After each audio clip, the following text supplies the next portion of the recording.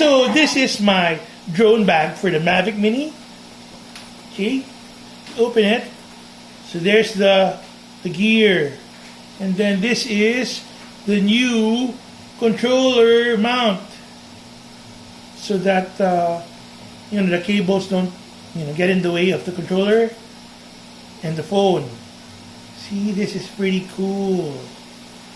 See, this is the mount, and you just have to, no tools needed, you just screw on all the joints together. See, this is the ball holder for the phone, this is the screw on for the base.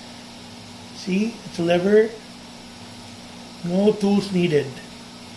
And this is the controller where we can test it out. See, so now it fits so perfectly. There you go. There you go. There. Perfectly snug. And you put the phone here. See? Works so well. It's plastic, but solid plastic. Good quality. Got this for 350 pesos on Lazada. See, there you go. That's it. This is for my Spark and Mavic Mini controller. Cool, right? Very cool.